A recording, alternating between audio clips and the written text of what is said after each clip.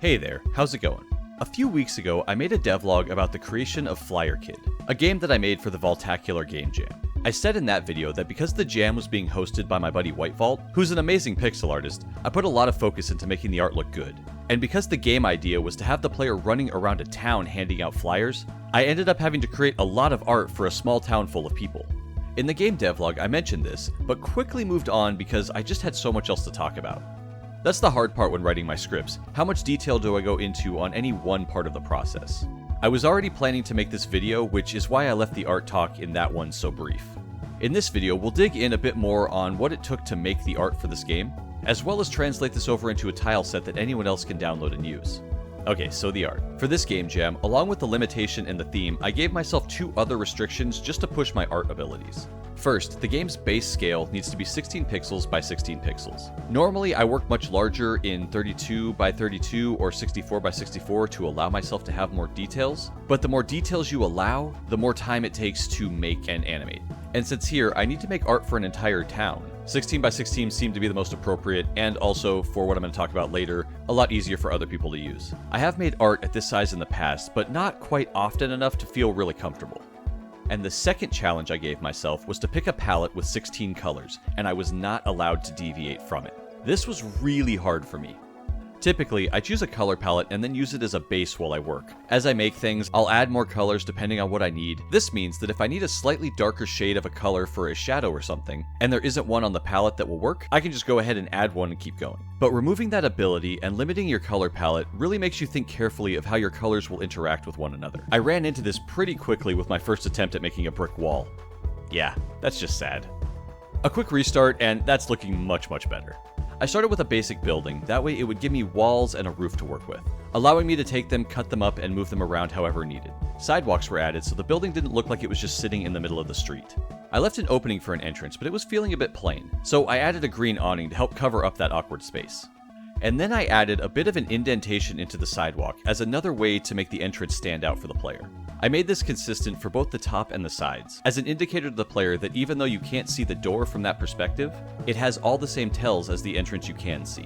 Then I added some glass doors and quickly realized, wait, these should probably be open because I'm signaling to the player that they can go in the buildings. I feel that having the doors closed would make a bit more of a mental disconnect that the player can actually enter the space. So I made them slightly open to indicate to the player, hey, you can go in here.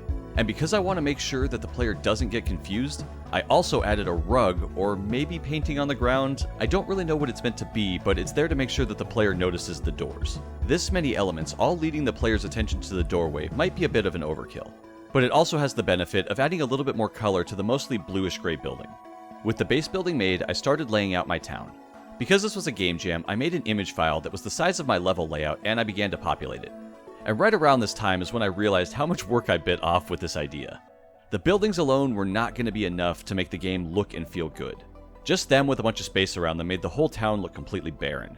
So I made my first of many little accents to add around town just to give it a little more life and variety. I started by creating a small plaza with fountains and planter boxes. I was later able to extend these planter boxes and put them around to just fill up even more space. They worked really well. I changed the color of one of the buildings to be a red brick color and added an arcade sign to the top of it. By the end of the night, I had a good base town layout, but it's still pretty boring looking. It just needs more things in the scene. Right now, it just looks empty. The next time I worked on art, I added in some dumpsters to fill up some more space, as well as some concession stands to add some variety, as well as both of those adding in some Easter egg elements. The point of the game is that we're passing out flyers for the grand opening of this arcade, so I think we need the arcade to look a bit more interesting than just being a red building with a sign on top of it. I made some posters to hang out front that resemble classic arcade games, as well as added a grand opening banner to go above the door. This way we don't need to spend much time explaining why the player is handing out flyers. Most will get the context of a banner that says grand opening and a person giving out flyers to other people near it. The ground was looking exceptionally plain at this point outside of the sidewalks, so I added crosswalks, road lines, parking lines, and even a couple cars, which is really when all of this started to come together for me. I put so much emphasis on the doors to let the players know that they could go inside the buildings. I guess I should take some time to make the interiors for the buildings now, huh? This was actually a bit trickier than I thought it would be. Making the walls inside look right took a bit of tweaking. The area over the door facing the camera I'm still not in love with, but I feel that it gets the point across that it's the top of the wall, and it's not meant to be a focal point, so it's passable. I wasn't going to have time to decorate the insides of the buildings. Trying to add shops and other things inside the buildings would just be way too much extra work for the jam time that I had.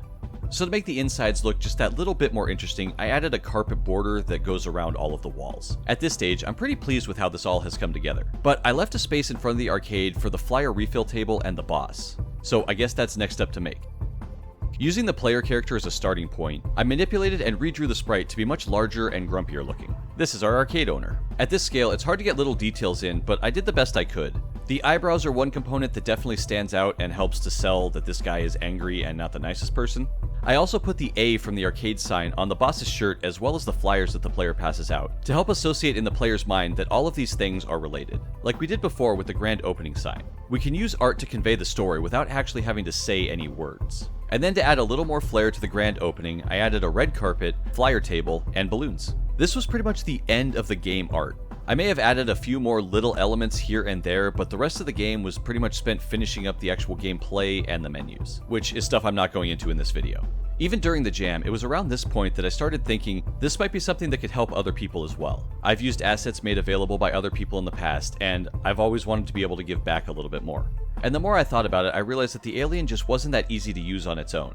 It's a fairly large sprite at 64 by 64 pixels, using a pretty limited color palette, which means it's pretty hard to find other assets to go along with it. I've had it in my head and I've been planning to make a full asset pack that people can use to make a whole game with for a while now. And while I looked at this, I just thought, this could be perfect for that.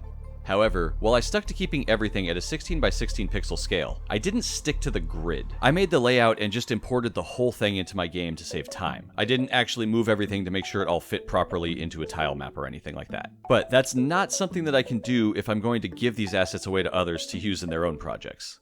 A week or so later, I began the process of cutting up what I made and making sure that it all fit together in a cohesive tile map. This required a fair amount of tweaking and redrawing to make sure that everything would work, but I eventually got there. I did my best to lay out all the elements so that it would make sense how to use them, as well as the other elements that could be used to extend all of those pieces. I don't normally make full tile sets like this, and it was a bit of a challenge to get this all together, so I'll apologize now if you run into any issues with it. Okay, so now that we have the town tile set all together, you're probably going to need some characters to fill it.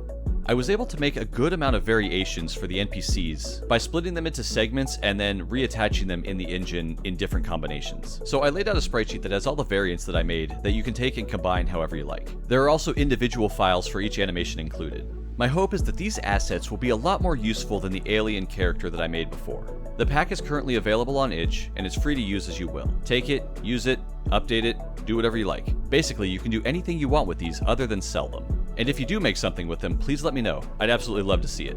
I hope you enjoyed this deeper dive into my process of creating art for this game. If you enjoyed it, please let me know and I can make more videos along these lines in the future. Thank you all very much for watching. I'd like to give an extra special shout out to my patrons, especially Abby Sean, David Scott, Nightfall, Liam Sorta, MLK, Motzi Makes, Nazar Salim, Scott Hansen, Soapy Gnome, and Straight Up Gruntled. You're all awesome people, and I truly appreciate the support. If you'd like to get these assets, play Flyer Kid, or any of my other games, you can visit vimlark.itch.io. To get in contact with me, you can stop by my Twitch streams, message me on Twitter, or join the Discord with a lot of other really cool people. If you've enjoyed this video, please consider liking and subscribing, and I'll talk to you the next time. Have a good one. Later.